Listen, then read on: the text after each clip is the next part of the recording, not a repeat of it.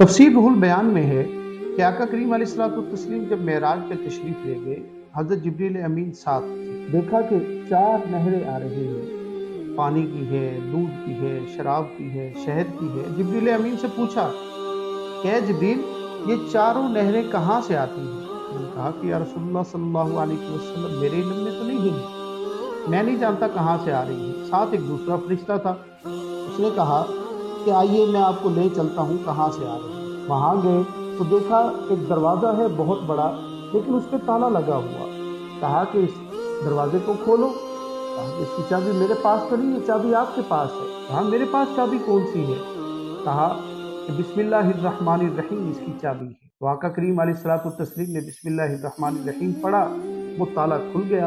आका अंदर गए तो एक अजीब मंजर देखा कि बिस्मिल्लाह की मीम से पानी की नहर चल रही है, अल्लाह की हा से दूध की नहर चल रही है, रहमान की नून से शराब की नहर चल रही है और रहीम की मीम से शहद की नहर चल रही है। तो फरिश्ते ने कहा कि या रसूलुल्लाह सल्लल्लाहु अलैहि वसल्लम, आपकी उम्मत में से जो शख्स भी बिस्मिल्लाहिर्रहमानिर्रहीम पढ़ेगा, उसकी मिल्कियत में ये चारों नहरें आ जाएंगी। यानी ये नहरें उसके लिए हैं जो बिस्मिल्लाहिर्रहमानिर्रहीम पढ़ता हो।